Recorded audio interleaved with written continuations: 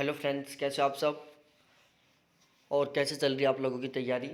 तो आज लेके आया हूँ मैं नेट जे फर्स्ट पेपर की क्यूज़ नंबर 63। कौन सी है? 63वीं क्यूज़ लेके आया हूँ नेट जे के फर्स्ट पेपर के लिए। और बहुत इंपॉर्टेंट क्यूज़ है। मोस्टली सभी क्वेश्चनों को कवर करते हुए मैंने क्यूज़ तैयार किया है। ठीक है, तो क्वेश्चन नंबर 13 से स्टार्ट कर रहा हूँ।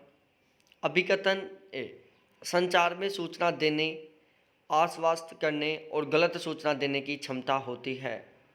कारण आर, प्रचार आश्वासन के लिए सत्य और असत्य के बीच के सूक्ष्म अंतर को समाप्त कर देता है। कारण आर है कि प्रचार आश्वासन के लिए सत्य और असत्य के बीच के सूक्ष्म अंतर को समाप्त कर देता है। टोटल 4 ऑप्शन है, option A, option B, option C, option D. बताओ क्वेश्चन नंबर 13 में सही आंसर क्या होगा। और बिल्कुल रेगुलर ऐसे क्विज देखने के लिए चैनल को जरूर सब्सक्राइब करो, वीडियो को लाइक करो और ढेर सारे कमेंट्स करो। जो भी आपकी समस्या है वो मेरे साथ कमेंट करके शेयर करो। ठीक है, तो क्वेश्चन नंबर 13 में देखो सही आंसर क्या हो रहा है। यहाँ पर देखो भाई लोगों, पहली बात भी सही है और आर भी सही है। अभिकथन ए और आर दोनों सही हैं, लेकिन ये व्याख्या नहीं कर रहे हैं। ऑप्शन बी बिल्कुल सही आंसर होगा। देखो, संचार में सूचना देने, आश्वस्त करने और गलत सूचना देने की क्षमता होती है। बात बिल्कुल सही है, क्योंकि प्रचार आश्वासन के लिए सत्य और असत्य के बीच के सूक्ष्म अंतर को समाप्त कर देता है। बिल्कुल सही है।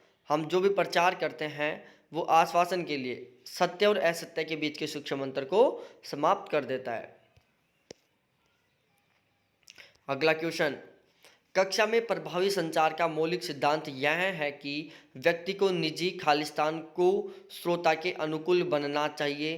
कौन सा विकल्प रिक्त स्थान की जगह लेगा? बलाघात, बाह्य स्वरूप, संदेश, दृढ़ व्यवहार। बताओ क्वेश्चन नंबर 14 का सही आंसर बताओ। कक्षा में प्रभावी संचार का मौलिक सिद्धांत यह है कि व्यक्ति को निजी खालिस्तान को श्रोता के अनुकूल बनाना चाहिए, क्योंकि विकल्प रिक्त स्थान की जगह लेगा। कौन सा विकल्प रिक्त स्थान की जगह लेगा भाई साहब? 14वें क्वेश्चन में सही आंसर होगा भाई साहब बाह्य स्वरूप।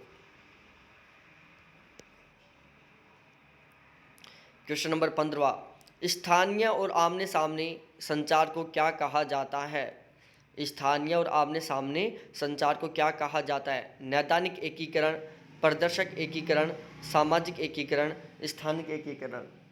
बताओ, यहाँ पर सही आंसर है भाई नैदानिक एकीकरण।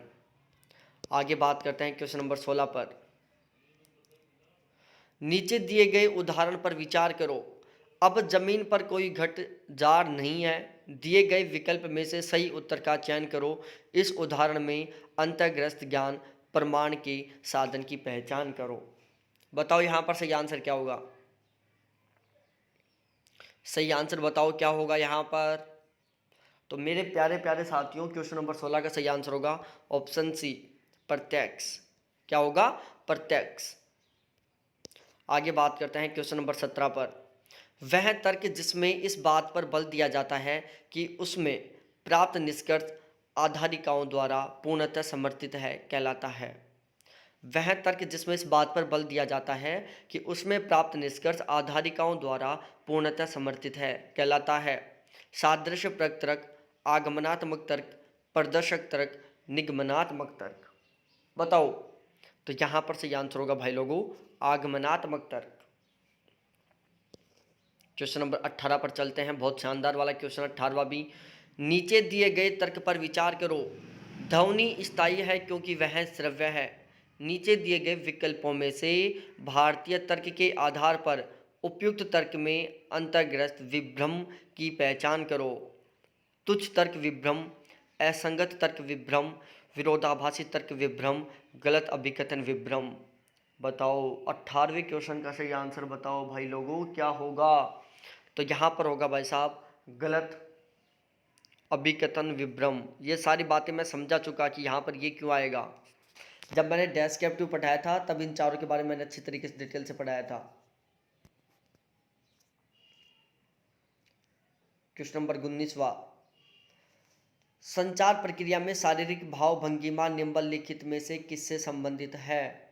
बताओ, संचार प्रक्रिया में शारीरिक भाव भंगिमा निम्नलिखित में से किससे संबंधित है? संस्कृति से, चलचित्र दर्शक से, कक्षा की स्थिति से, पढ़ाया गया विषय से। बताओ, क्वेश्चन नंबर 19 का सही आंसर बताओ भाई लोगों। तो यहाँ पर सही आंसर होगा चलचित्र दर्शक से। किससे? चलचित्र दर्शक से। अगला क्वेश्चन, क्वेश्चन नंबर 20वां, इग्नू द्वारा आरंभ किया गया ज्ञान दर्शन है उपग्रह आधारित शैक्षिक टीवी चैनल, शैक्षणिक एफएम रेडियो नेटवर्क, अकादमिक नेटवर्क की वैश्विक पहल, ऑनलाइन पाठ्यक्रम। बताओ क्वेश्चन नंबर 20 का सही आंसर क्या होगा। तो भाई लोगों यहाँ पर 20 का सही आंसर होगा क्या? ऑनलाइन पाठ्यक्रम। देखो कल भी जित बहस चली थी इस क्वेश्चन पर, आज वापस रिपीट हो गया, ऑनलाइन पाठ्यक्रम। 21वां क्वेश्चन, ऐसा वायरस जिससे यूजर इंटरफेशन के लिए बिना ही एक कंप्यूटर से दूसरे कंप्यूटर में अंतरित किया जा सकता है, इसे क्या कहा जाता है? वर्म कहा जाता है, ट्रोजन कहा जाता है, कि लॉगिंग कहा जाता है, बूट सेक्टर वायरस कहा जाता है। बताओ सही आंसर क्या होगा। सभी को सही आंसर देना है यहाँ पर। तो भाई लोगों क्वेश्चन नंबर 21 का सही आंसर क्या होगा? ट्रोजन होगा। आज का लास्ट क्वेश्चन 22वां, भारत सरकार द्वारा शुरू किए गए स्वयं का अनुदेशात्मक अभिकल्प है। बताओ, स्वयं का अनुदेशात्मक अभिकल्प है। ई ट्यूटोरियल, ई कंटेंट, आकलन, विमर्श मंच, कक्षागत शिक्षण। बताओ, भारत सरकार द्वारा शुरू किए गए स्वयं का अनुदेशात्मक अभिकल्प है। तो भाई लोगों यहाँ पर सही आंसर होगा पहला और दूसरा, ई ट्यूटोरियल और ई कंटेंट, ऑप्शन ए। ठीक है, तो इसी के साथ हमारी आज की क्लास का द एंड होता है। यहाँ पर हमने 10 इंपॉर्टेंट क्वेश्चनों का डिस्कशन किया है। थैंक्स देखने के लिए सभी को, बाय।